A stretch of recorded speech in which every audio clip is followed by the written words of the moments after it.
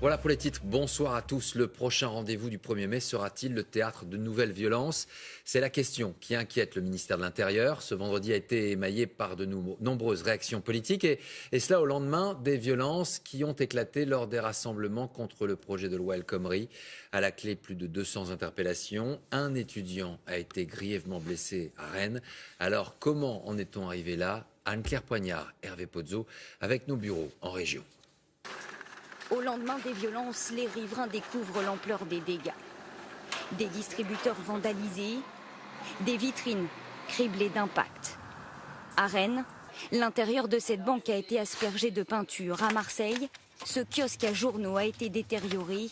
Les habitants sont écœurés. Tous les arrêts de bus sont tout cassés. Est-ce que c'est normal? Et qui c'est qui va payer? C'est nous. Je trouve que c'est dommage, ça dévalorise le mouvement. Et puis en fait, après, on ne parle que de ça. Alors qu'on devrait parler du fond du problème, de la loi El Khomri. Hier, alors qu'ils sont entre 170 000 et 500 000 à défiler partout en France contre la loi travail, des petits groupes s'infiltrent au cœur des cortèges. On les voit ici, visages cagoulés, masqués, dissimulés par des capuches. Des casseurs prêts à en découdre et qui, cette fois, ont agi dès le début des manifestations. Le face-à-face avec les forces de l'ordre est tendu. Par endroits, les policiers sont débordés. Cet extincteur devient une arme. Dans plusieurs villes de France, les mêmes incidents, les mêmes affrontements. Le dispositif policier était-il adapté? Non, selon le principal syndicat étudiant.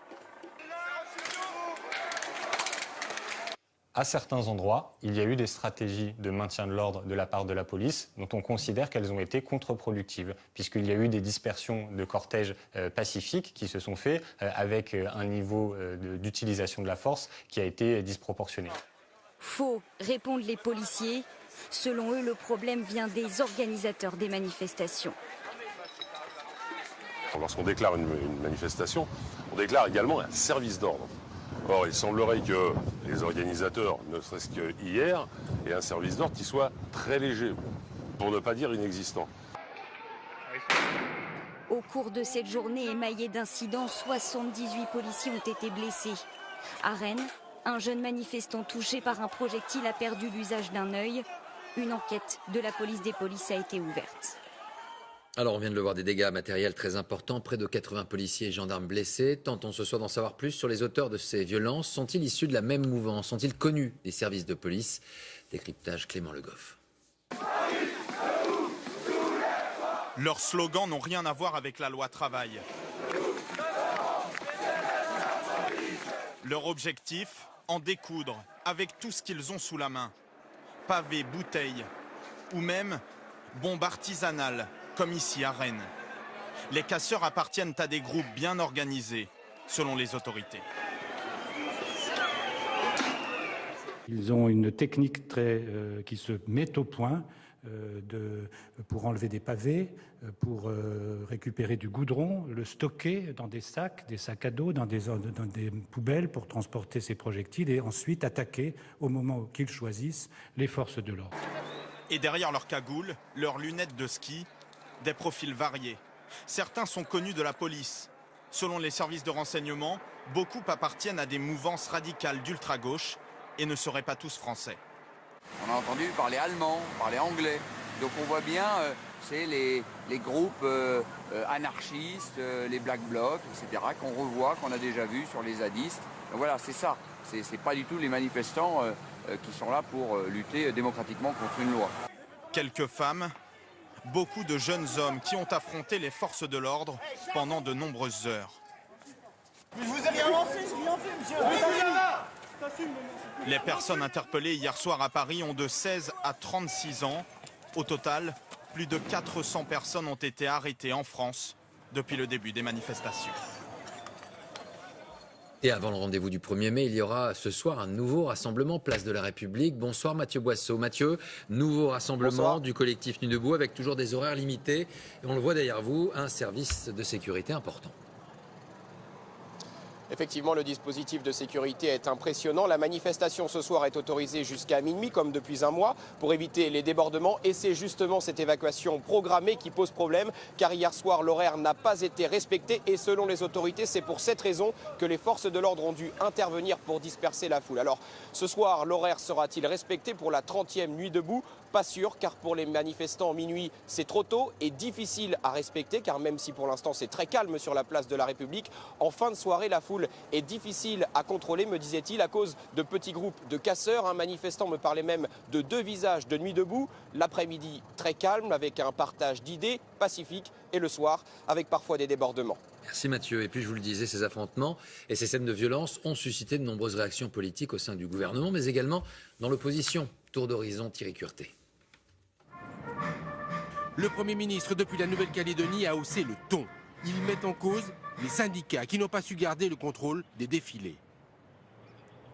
Quand on organise une manifestation, elle doit être encadrée, organisée, maîtrisée.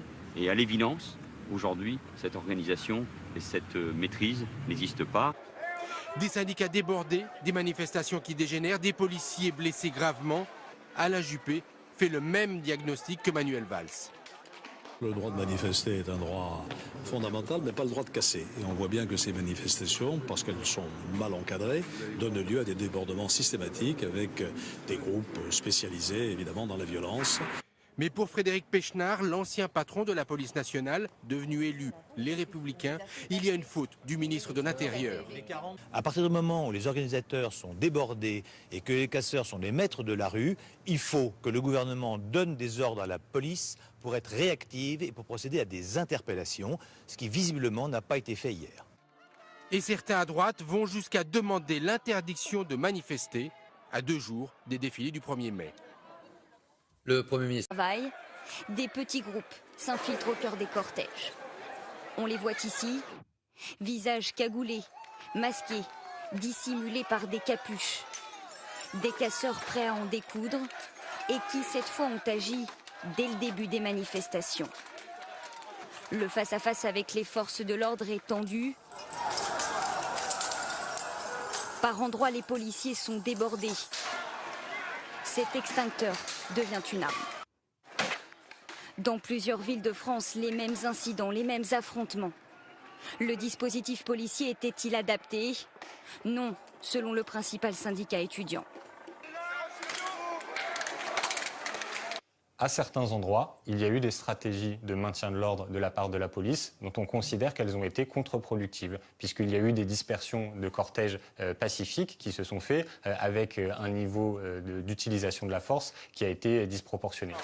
Faux, répondent les policiers. Selon eux, le problème vient des organisateurs des manifestations.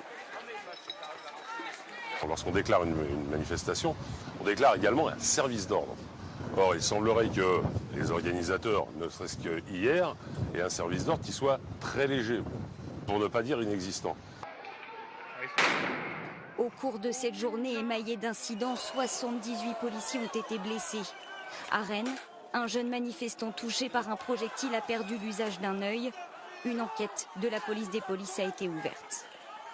Alors, on vient de le voir, des dégâts matériels très importants, près de 80 policiers et gendarmes blessés. Tentons ce soir d'en savoir plus sur les auteurs de ces violences. Sont-ils issus de la même mouvance? Sont-ils connus des services de police? Décryptage Clément Le Goff. Leurs slogans n'ont rien à voir avec la loi travail. Leur objectif, en découdre avec tout ce qu'ils ont sous la main. Pavés, bouteilles ou même bombes artisanales, comme ici à Rennes. Les casseurs appartiennent à des groupes bien organisés, selon les autorités. Ils ont une technique qui se met au point pour... Voilà pour les titres. Bonsoir à tous. Le prochain rendez-vous du 1er mai sera-t-il le théâtre de nouvelles violences? C'est la question qui inquiète le ministère de l'Intérieur. Ce vendredi a été émaillé par de nombreuses réactions politiques et cela au lendemain des violences qui ont éclaté lors des rassemblements contre le projet de loi El Khomri. À la clé, plus de 200 interpellations. Un étudiant a été grièvement blessé à Rennes. Alors comment en est-on arrivé là? Anne-Claire Poignard, Hervé Pozzo, avec nos bureaux en région. Au lendemain des violences, les riverains découvrent l'ampleur des dégâts. Des distributeurs vandalisés, des vitrines criblées d'impacts. À Rennes, l'intérieur de cette banque a été aspergé de peinture. À Marseille, ce kiosque à journaux a été détérioré. Les habitants sont écœurés. Tous les arrêts de bus sont tout cassés. Est-ce que c'est normal? Et qui c'est qui va payer? C'est nous. Je trouve que c'est dommage, ça dévalorise le mouvement et puis en fait, après on ne parle que de ça. Alors qu'on devrait parler du fond du problème, de la loi El Khomri. Hier, alors qu'ils sont entre 170 000 et 500 000 à défiler partout en France contre la loi travail de la République. Bonsoir Mathieu Boisseau. Mathieu, nouveau rassemblement du collectif Nuit debout avec toujours des horaires limités. Et on le voit derrière vous, un service de sécurité important.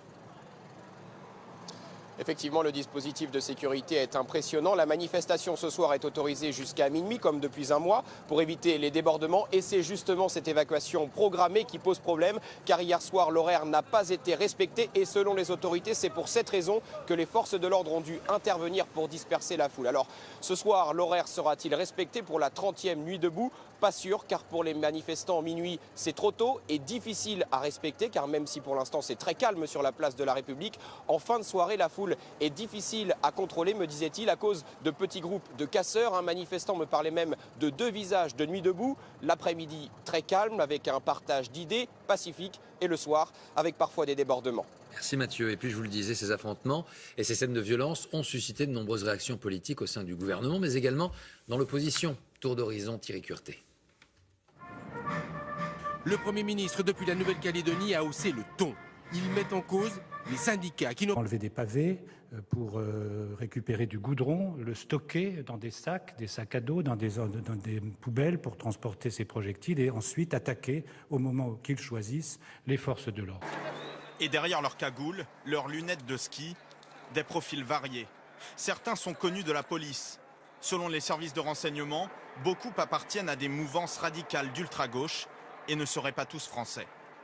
On a entendu parler allemand, parler anglais.